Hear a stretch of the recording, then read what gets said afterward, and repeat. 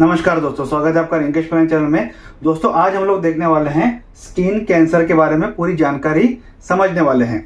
तो स्किन के जो लेयर्स रहती हैं या फिर स्किन के ऊपर जो मैंने अलग अलग टॉपिक बनाए हैं उस सब के वीडियोस जो है इस चैनल पे अवेलेबल है, आप चैनल विजिट करके देख सकते हैं। आज हम लोग सिर्फ ये समझने वाले हैं कि स्किन के कैंसर के जो कितने प्रकार हैं, उसका हम देखते हैं कि रिस्क फैक्टर क्या है, कॉजेस क्या है, उसकी जो डायग्नोसिस किस तरीके से होती है, ट्रीटमेंट किस तरीके से होती है, और इसके बाद हम लोग देखेंगे कि इसके स्टेजेस क्या होती हैं। वो इस बोर्ड पे आया नहीं है, इसके बाद ये कंटिन्यू हुई है, कंप्लीट होने के बाद हम लोग उसको भी इसी वीडियो में ऐड करने वाले हैं। तो जैसे हमने देखा था कि स्किन के 3 मेन लेयर रहते हैं कि epidermis, dermis and hypodermis. Hypodermis को सबक्यूटेनियस टिश्यू भी कहा जाता है, जो कि मसल्स के साथ जुड़ी हुई रहती है। तो एपिडर्मिस सबसे बाहर की लेयर रहती है, डर्मिस मिडल की, और हाइपोडर्मिस जो है सबसे नीचे की लेयर रहती है। तो ये जो लेयर्स रहती हैं एक प्रकार का स्ट्रक्चर फॉर्म करती हैं हमारे स्किन का। और जैसे मैंने पहले भी बताया कि स्किन जो है ये हमारे बॉडी का सबसे लार्जेस्ट ऑर्गन है, ठीक है। तो अब ये जो एपिडर्मिस, डर्मिस और हाइपोडर्मिस हैं, इसके अलग अलग रोल्स रहते हैं, इसके अलग अलग फंक्शन है कि कौन से लेयर में स्किन का कौन सा हिस्सा जो है वो अवेलेबल है और वो क्या क्या काम करता है। इसके बारे में कंप्लीट इंफॉर्मेशन जो है वो पहले के वीडियोस में आप चेक करके समझ सकते हैं, देख सकते हैं। यहाँ पे हम लोग जो बताया हुआ है एपिडर्मिस, एपिडर्मिस के जो है वो 5 लेयर रहते हैं। ये मैंने 1 2 3 4 5 ऐसा लिखा है, असल में ये इस तरीके से रहता है। पहले नीचे 1 2 3 4 5, तो ये जो नाम है वो सबसे पहले नीचे वाली लेयर का है। स्ट्रेटम बेसल यानी कि जो बेस के नाम से दिया हुआ है। दूसरा है स्ट्रेटम स्पाइनोजम, दूसरा है स्ट्रेटम ग्रेन्युलोजम, चौथा है स्ट्रेटम ल्यूसिडियम, पांचवा है स्ट्रेटम कॉर्नियम। तो ये 1 2 3 4 5 इस तरीके से उसके नाम है, उसके लेयर्स के हिसाब से नीचे की तरफ से बाहर की तरफ आते हुए, ठीक है। दूसरा हम लोग देखते हैं कि जो डर्मिस लेयर रहती है वहां पे हम देखते हैं कि ज्यादा स्वेट ग्लैंड रहते हैं और सिबेशियस ग्लैंड रहते हैं, यानी कि पसीना निकलने वाली जो ग्लैंड्स रहती हैं, और जो स्किन पे जो ऑयलीनेस आता है जिससे हम लोग सिबेशियस या सिबम कहते हैं, जो लिक्विड रहता है, जो एक चिपचिपा पदार्थ रहता है, वो जो ग्लैंड से निकलता है उसे सिबेशियस ग्लैंड कहा जाता है। तो वो मिडल लेयर में रहती है। और कुछ नर्व्स के जो एंडिंग है वो मिडल लेयर तक, मतलब जो डर्मिस लेयर है वहां तक रहती हैं। अदरवाइज जो उसकी जो जड़ें रहती हैं वो हम देखते हैं कि हाइपोडर्मिस जो लेयर रहती है वहां पे आर्टरीज, वेन्स और नर्व्स तीनों रहती हैं हाइपोडर्मिस में, ठीक है। मिडल लेयर में जो डर्मिस लेयर है वहां पे स्वेट ग्लैंड और सिबेशियस ग्लैंड, ठीक है। अब टाइप ऑफ स्किन कैंसर, कितने प्रकार के स्किन कैंसर होते हैं और वो कितने सीवियर होते हैं। तो ये आप यहाँ पे आपको 7 दिखाई दे रहे हैं। और मेजरली बात होती है शुरुआती 3 के बारे में, क्योंकि बाकी के 4 जो हैं वो काफी रेयर हैं पर काफी ज्यादा सीरियस हैं। सीवियर कंडीशन इससे हो जाती है बाकी 4 से। तो धीरे धीरे करके सबका समझ लेते हैं। तो बेसल सेल कार्सिनोमा यानी कि लोअर सेल, यानी कि ये जो बेसल सेल है यहाँ की एपिडर्मिस की सबसे नीचे वाली, यहाँ पे होने वाले कैंसर को बेसल सेल कार्सिनोमा कहा जाता है। स्क्वैमस सेल कार्सिनोमा, अभी लेयर्स तो है आप समझ लीजिए, पर लेयर्स के अंदर हम देखते हैं कि अलग अलग सेल्स रहती हैं, उन सेल्स का नाम भी रहता है। वो वीडियोस में आप जो लेयर्स ऑफ स्किन है उसमें मैंने ऑलरेडी क्लियर किया हुआ है, वो वीडियो आप चेक कर सकते हैं। तो उस सेल्स का होने वाला कैंसर, उसे का उस सेल के नाम के हिसाब से ये बताया गया है। दूसरा है स्क्वैमस सेल कार्सिनोमा, यानी कि आउटर सेल, जो एपिडर्मिस की जो बाहर की सबसे लेयर रहती है वहां पे स्क्वैमस सेल्स रहती हैं, उस सेल्स का होने वाला कैंसर को स्क्वैमस सेल कार्सिनोमा कहा जाता है। मेलेनोमा, ये सबसे ज्यादा होता है और सबसे ज्यादा सीवियर यही है, मेलेनोमा, ठीक है। हमारे शरीर में हम देखते हैं कि स्किन में हमारे मेलानिन नाम के जो सेल्स रहते हैं, पिगमेंट्स रहते हैं, जो कि हमारे स्किन का टोनिंग, जिसे हम लोग कहते हैं कि स्किन का कलर ग्रेइश होना, हम देखते हैं कि व्हाइट होना, ब्राउन होना, ब्लैक होना। तो ये जितने ज्यादा मेलानिन सेल स्टिमुलेट होती हैं उतना ज्यादा स्किन का कलर डार्क होता है। हम लोग देखते हैं कि जो नॉर्थ साइड में अगर रहते हैं उनकी स्किन थोड़ी सी गोरी रहती है, क्योंकि वहां पे हम देखते हैं कि टेम्परेचर जो रहता है वो थोड़ा सा कंट्रोल में रहता है। वहीं आप साउथ अफ्रीका वगैरह चलो, वहाँ काफी ज्यादा ब्लैक पीपल आपको दिखाई देंगे। साउथ अमेरिका में ज्यादा ब्लैक पीपल दिखाई देंगे, क्योंकि वहां पे सूरज की किरणें जो है वो ज्यादातर का प्रमाण जो है वो ज्यादा रहता है। हमारे इंडिया में देखते हैं कि आपको गेहूं रंग का ज्यादातर देखने को मिलेगा, क्योंकि यहाँ पे मिक्स एनवायरमेंट है, ठीक है। तो इस एनवायरनमेंट की वजह से जो सूरज की जो किरणें रहती हैं, ये जो मेलानिन सेल्स रहती हैं, ये स्टिमुलेट होती हैं हमारे स्किन में, जो कि यूवी रेज आती हैं सूरज के द्वारा जो आती हैं, उससे स्टिमुलेशन इसमें मिलता है। जितना वो ज्यादा स्टिमुलेट होंगी उतना वो मल्टीप्लाई होंगी, उतना वो डार्क होंगी। तो स्किन का कलर डार्क क्यों होता है या फिर स्किन का कलर कैसे होता है, इस पर भी मैंने एक वीडियो बनाया है, वो आप वीडियो चेक कर सकते हैं। मैं उसके जो लिंक्स हैं वो इसके चैनल इस वीडियो के साथ जो है वो टैग कर दूंगा डिस्क्रिप्शन में, आप चेक कर सकते हैं। अब ये तो हो गया, यहाँ पे ये काफी सीवियर टाइप का है। एक है कापोसी सार्कोमा, ठीक है। Kaposi starts in cells that lines lymph and blood vessels. तो ये ऐसी सेल्स में जो है जो कि लिम्फ और ब्लड वेजल्स जो है वहां पे मतलब सबसे नीचे की तरफ जो है वो ये होने के चांसेस रहते हैं। काफी रेयर है ये। Merkel cell carcinoma, rare but aggressive type of skin cancer that can be life threatening, affect the outermost layer that is epidermis. ये जो सेल होती है मार्कल सेल्स भी रहते हैं यहाँ पे आउटर मोस्ट लेयर में। एपिडर्मिस के जो सेल्स हैं जो अलग अलग लेयर्स हैं उसमें मार्कल सेल्स भी रहती हैं। तो उस सेल्स में होने वाला कैंसर जो है उसे मार्कल सेल कार्सिनोमा कहा जाता है और ये काफी रेयर है लेकिन काफी एग्रेसिव है। सिबेशियस कार्सिनोमा, नाम से समझ गए होंगे कि सिबेशियस ग्लैंड में होने वाला। Starts in your skin oil producing sebaceous gland, aggressive cancer that can return after treatment. Sebaceous gland में होने वाला जो कि सीबम रिलीज करते हैं, जो कि ऑयल प्रोडक्ट रिलीज करते हैं, वो जो ग्लैंड्स में होने वाला कैंसर जो है वो सिबेशियस कार्सिनोमा जो है वो उसे कहा जाता है। ये इतना एग्रेसिव है कि इसको ट्रीटमेंट करने के बाद भी ये दोबारा आ जाता है, ठीक है। डर्मेटोफाइब्रोसार्कोमा प्रोट्यूबेरेंस, काफी रेयर है पर थोड़ा डेडली है, यानी कि DFSP इसका शॉर्ट फॉर्म से बोला जाता है। It is a rare type of skin cancer, start in the middle layer that is the dermis, grows slowly and rarely spreads, but it can return after surgical treatment, may start in the area that have skin damage, burns from burns, scars and tattoos। तो जहां पे हम देखते हैं कि skin जल जाती है, कहीं टैटू बना देते हैं या फिर कोई चोट वगैरह लगी है, सर्जरी हुई है, वहां पे ड्यू टू सम रीजंस अगर कोई सेल में डैमेज हो जाते हैं तो उस पोर्शंस पे होने वाले जो कैंसर सेल ग्रोथ होती है वो कैटेगराइज की गई है DFSP में अंदर, जो कि मेनली हम देखते हैं कि मिडल लेयर यानी कि डर्मिस जो है वहां की लेयर को ये अफेक्ट करती है। बहुत ही स्लो तरीके से ये ग्रो होती है लेकिन ट्रीटमेंट के बाद ये वापस भी आने के चांसेस इसके रहते हैं।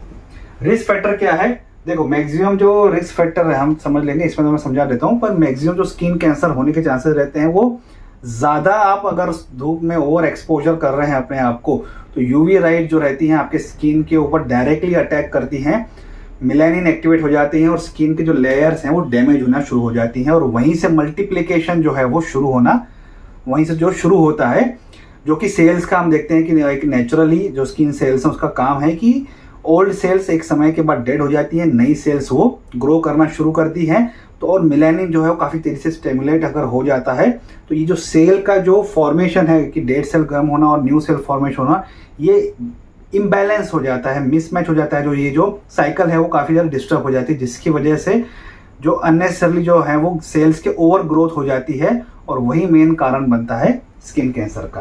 तो have light colour eye, blond और the red hair and fair और फ्रीकी स्किन, जो गोरे लोग हैं जिनके बाल वगैरह थोड़े से ऑरेंज हैं, रेड हैं, आंखें हम देखते हैं कि जो कलर्ड आंखें रहती हैं जिनकी जो आंखों का जो ब्लैक जो सर्कल आपको दिखाई देता है वो अगर कलर शेप में है जैसे ग्रीन है या किसी की ब्लू होती है तो उनमें कैंसर होने के चांसेस ज़्यादा रहते हैं। टैन और यूज टैनिंग बेड्स, अगर टैनिंग वगैरह आप यूज़ कर रहे हैं, टैनिंग बेड्स अगर धूप में सन बाथ वगैरह ले रहे हैं, spend lot of time working और playing in the sun, having a family history of skin cancer, किसी को स्किन कैंसर की फैमिली हिस्ट्री है, धूप वगैरह में काफ़ी ज़्यादा समय बिता रहे हैं तो चांसेस हैं। हैव मैनी मोल्स और इरेगुलर शेप मोल्स, काफ़ी ज़्यादा आपके शरीर में मोल्स हैं, काले काले जो हैं, लेकिन वो मोल्स इरेगुलर हैं। हम लोग कहते हैं ना वो तिल है जो वगैरह ज़्यादा किसी को खुशी मिलती है कि ये तो लकी चार्म है, ये है वो है, पर ये काफ़ी ज़्यादा होना और इरेगुलर होना काफ़ी ये डेंजरस रहता है आपको स्किन कैंसर को अट्रैक्ट करने के लिए।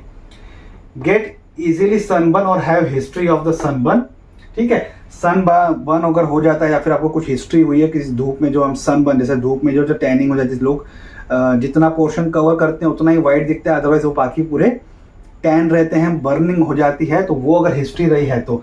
और इसमें एक और है कि फीमेल्स के में इतना इसका प्रतिशत ज़्यादा है, मतलब स्किन कैंसर का as compare to males, age पर जो अभी तक की स्टडीज़ हैं उसके हिसाब से फीमेल में इसका प्रतिशत ज़्यादा है। Sign and symptoms, most common warning sign of the skin cancer is a change typically और द न्यू ग्रोथ और a change in a existing growth और अ मोल, ठीक है। तो या तो इधर टिपिकली काफ़ी ज़्यादा जो मोल्स हैं उसमें काफ़ी ज़्यादा चेंज हो रहा है, बदलाव हो रहा है उनके शेप्स में, उनके साइज़ में, उनके कलर में। या तो सर्कल है उसके साइज़ जो है वो उतनी मोटी हो रही है, बड़ी हो रही है, या फिर उसका जो गोल से वो लंबा हो रहा है, ओवल शेप बन रहा है। और न्यू मोल्स अगर आपके बॉडी में अचानक से बढ़ना शुरू होते हैं तो ये एक साइन और सिम्टम्स है। अ न्यू मोल और a mole that changes in the size, shapes और कलर और दैट ब्लीड्स। कोई ऐसा नया मोल आ गया आपकी स्किन पे अचानक से, जो कि अचानक से उसका जो शेप साइज है वो चेंज होता जा रहा है और वहां से ब्लीडिंग भी हो रही है, जो कि मोल पहले नहीं था, अचानक से आपको दिख रहा है वो स्किन पे। तो ये एक साइन सिम्टम्स है। पर्ली और वैक्सी लम्प और on your face, year and neck.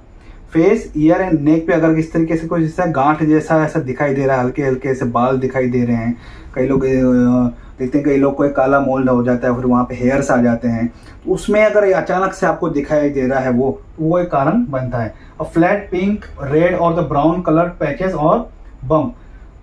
Flat है, रेड कलर का एक बम्प आ गया है, ठीक है, ब्राउन कलर का है, या फिर कोई कलर का एक पैच जो है वो आपको आपकी स्किन पे दिखाई दे रहा है, वो एक साइन है।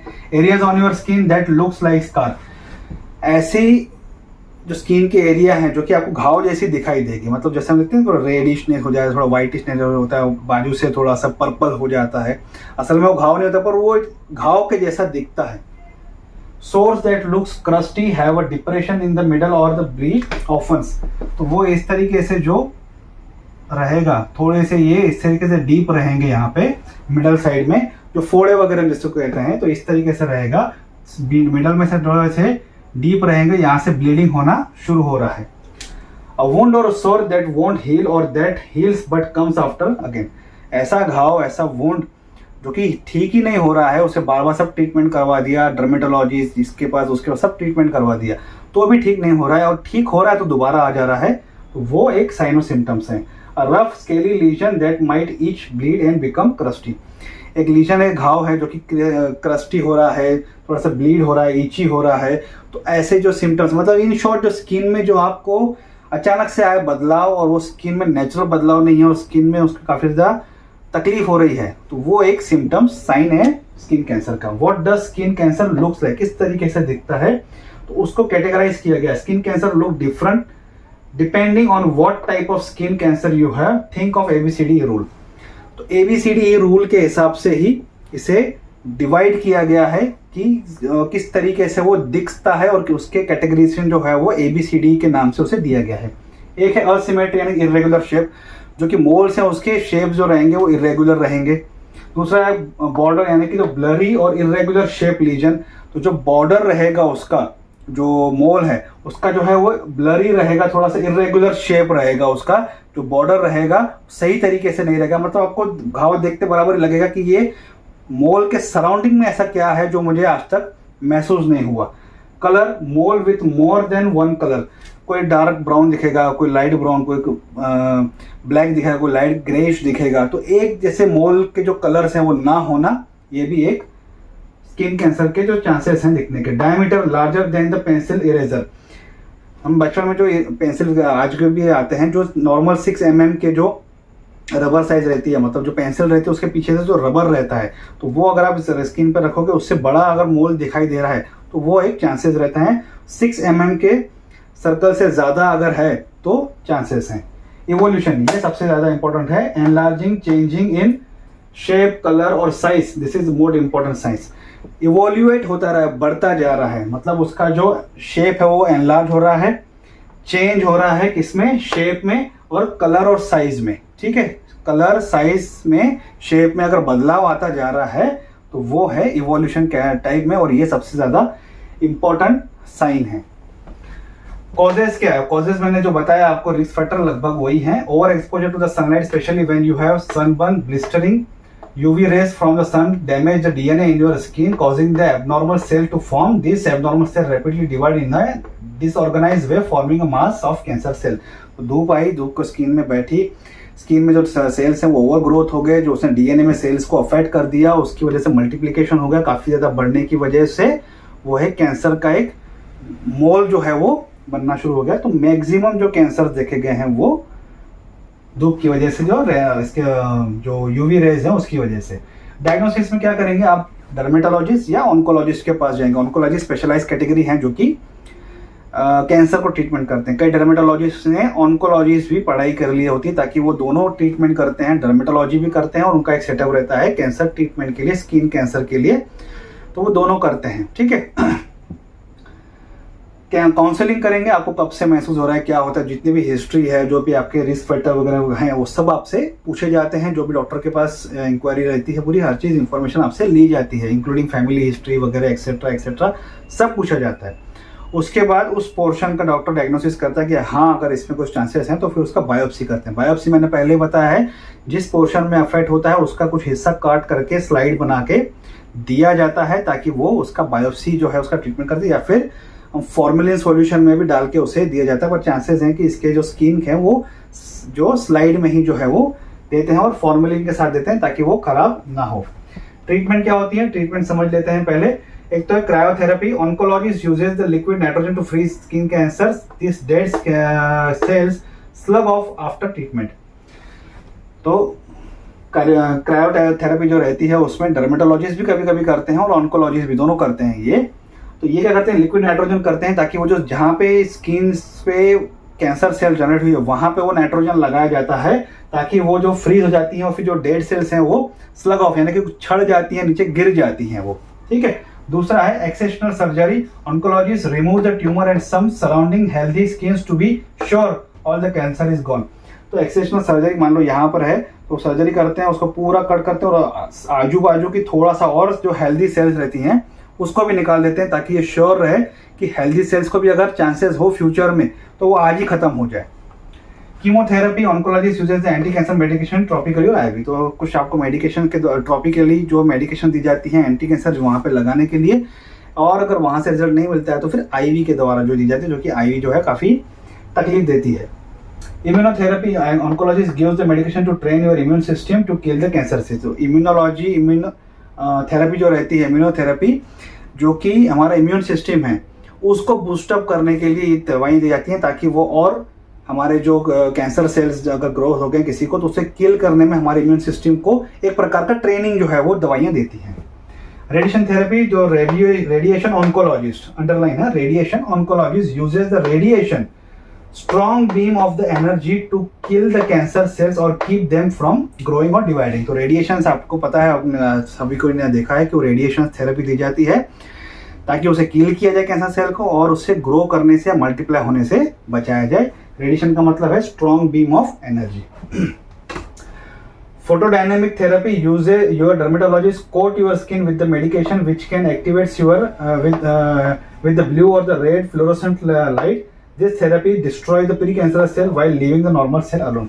तो कुछ तरीके के क्रीम्स वगैरह आपको लगाए जाते हैं। आप देखते होंगे डर्मेटोलॉजी कई बार आपको चैम्बर दिखाई देगा, उसके अंदर ब्लू और रेड थेरेपी रहती है, वहाँ पे हाथ वगैरह रखना पड़ता है। वो पूरे रेडिएशन जो है आपके स्किन के अंदर जाते हैं जहाँ पे वो तकलीफ है और वो उसके द्वारा उसे किल किया जाता है। मेनली जो प्री कैंसरस सेल्स हैं उसे किल किया जाता है। मोस सर्जरी, ठीक है, ये काफ़ी ज़्यादा आपको आपने सुनने में मिला होगा क्योंकि आजकल हम कॉस्मेटिक थेरेपी जो है जिसमें करवाते हैं कई लोग, तो वहाँ पे पोर्शन पे अगर कुछ कैंसरस सेल्स हैं तो वहाँ पे ये मोस सर्जरी का इस्तेमाल किया जाता है। Dermatology removes only disease tissue saving the normal tissue as much as possible. Squamous और बेजल सेल्स को वो उस पोर्शन पे ज़्यादातर होता है। Eyelids, ears, lips, forehead, scalp, finger और जेनिटल एरिया। तो इस थेरेपी के द्वारा इतनी कोशिश की जाती है कि जितने जो डिसीज सेल्स हैं जहाँ पे तकलीफ हुई है सिर्फ उसे ही निकाला जाए और जो हेल्दी सेल्स हैं उससे जितना हो सके उसे बचाया जाता है, सेफ रखा जाता है ताकि उसको नुकसान ना पहुंच सके। इस तरीके की थेरेपी ज़्यादातर स्क्वैमस सेल और बेजल सेल में इस्तेमाल की जाती है। ठीक है, स्क्वैमस और बेजल सेल्स में ही सबसे ज़्यादा इस्तेमाल की जाती है और ऐसे पोर्शन पे इस्तेमाल की जाती हैं जो कि काफ़ी ज़्यादा कॉस्मेटिकली काफ़ी अच्छे, जैसे कि हमारा चेहरा हो गया, कान हो गए, नेक हो गया, ठीक है, आईज, चेहरे के आँखों के जितने पोर्शन हैं यहाँ पे, आँखों के, कान के, नाक के, इस पोर्शन पे या फिर जो जेनिटल पार्ट्स हैं इस पोर्शन पे हम देखते हैं कि ज़्यादातर इसका थेरेपी इस्तेमाल की जाती है स्किन कैंसर में। अब यहाँ तक ये पार्ट हो गया। अब हम लोग इसके देखेंगे अलग अलग स्टेजेस के बारे में। अब हम लोग देख लेते हैं कि जो स्किन कैंसर रहता है वो उसकी स्टेजेस कैसे रहती हैं। तो पहले थोड़ा सा ये पढ़ लेते हैं फिर उसको थोड़ा सा अच्छे से मैं आपको समझा देता हूँ। तो cancer stages tells you how much cancer is in your body. The stages of the skin cancer ranges from stage 0 to 4. In general, the higher the number, the more the cancer has spread and the harder it is to treat. But the staging for melanoma is different from the non-melanoma skin cancer that starts in your basal or squamous cell. ठीक है, तो cancer cells हम देखते हैं कि जो skin में रहता है वो उसकी स्टेजेस के हिसाब से उसको डिवाइड किया गया है 0 to 4. जितना बड़ा नंबर होगा उतने ही सीवियर स्टेज होगी कैंसर की और इतना ही मुश्किल होगा उसे ट्रीट करने के लिए. और हम देखते हैं जो मेलानोमा सेल्स मैंने आपको बताया, जो तीसरे नंबर पे मैंने आपको टाइप्स में बताया था जो कि मेलानिन में होता है, उसका जो स्टेजेस रहती हैं वो कम्प्लीटली डिफरेंट रहती हैं. नॉन मेलानोमा स्टेजेस जो कि स्क्वैमस और बेजल सेल्स में होता है, जो कि हमने पहला और दूसरा हमने जो टाइप देखा था कि बेजल सेल कार्सिनोमा और स्क्वैमस सेल कार्सिनोमा, और तीसरा हमने देखा था कि मेलानो कार्सिनोमा, मेलानोसाइट्स का जो रहता है. तो मेलानोमा जो रहता है, मेलानो का जो मेलानिन के होने वाला जो कैंसर रहता है उसके जो स्टेजेस रहती हैं वो अलग है नॉन मेलानोमा के अलग से. तो वो स्टेजेस पहले एक एक करके समझ लेते हैं. तो मेलानोमा की जो स्टेजिंग रहती है वो 0 से लेके 4 तक है, जो ये रोमन में जो ये नंबरिंग जो है वो दी गई है. तो स्टेज 0 का मतलब melanoma in situ. In situ मतलब एक ही पोर्शन पे है वो, अभी एक जो मेन जो प्लेस है वो अपनी प्लेस से हिला नहीं है. एक प्रकार का स्टैचू जो रहता है वो स्टैचू की जगह जो रहता है वो एक ही जगह पे अभी तक है, वो अभी तक फैला नहीं है. तो इन सीटू मतलब वो उसी पोर्शन पे है, उसी प्लेस पे है. The melanoma is only in the top layer of your skin. ठीक है, उसको कहते हैं stage 1. The melanoma is low risk and there is no evidence that it has spread. It is generally curable with the surgery. तो melanoma की जो है वो काफी लो रिस्क पे रहेगा, कोई एविडेंस नहीं है कि वो अभी तक वो फैला है दूसरी जगह पे, और इस स्टेज पे उसके देखा जाए तो सर्जरी के द्वारा वो क्योर किया जा सकता है स्टेज 1 पे. स्टेज 2 पे क्या है, it has some features that indicate that it is likely to come back, that is recur, but there is no evidence of spread. Surgery हो गया, ठीक हो गया, पर यहाँ पे क्या है कि वो ठीक होने के बाद अगर वो वापस आ रहा है तो ये स्टेज 2 जो है वो उसका इंडिकेट करता है कि ट्रीटमेंट के बाद ये वापस आ रहा है, लेकिन अभी तक ये फैला नहीं है. मतलब ट्रीटमेंट हो गई, उसके बाद फिर से आया, पर वो स्टेज 2 पे जो फिर से आना है वो स्टेज 2 जो है वो माना जाता है, लेकिन ये अभी तक जो है इसका फैलाव जो है वो अभी तक नहीं हुआ है, वो अभी तक उसी पोर्शन पे जहां पे पहले था. स्टेज 3 में क्या होता है, the melanoma has spread to the nearby lymph nodes and nearby skin. अब यहां से वो नियर बाय जो लिम्फ नोड है, नजदीक जो लिम्फ है वहां पे नोड्स को जो अटैक करना शुरू कर दिया और बाकी के स्किन्स को भी अफेक्ट करना शुरू कर दिया स्टेज 3 में. स्टेज 4 जो है वो फाइनल स्टेज है. The melanoma has spread to more distance lymph node और स्किन और had spread to the internal organ. ये अब जो पहले नजदीक के लिम्फ नोड पे था, अब ये दूर तक फैल गया है, दूर से अपने डिस्टेंस तक लिम्फ नोड है और डिस्टेंस तक स्किन है, वहां तक फैल गया है, और चांसेस है कि अब ये धीरे धीरे ऑर्गन्स को भी अफेक्ट करना शुरू करता है, इंटरनल ऑर्गन्स को. तो ये है मेलानोमा की स्टेजिंग. ठीक है, 0 to 4. अब नॉन मेलानोमा की स्टेजिंग हम लोग देख लेते हैं.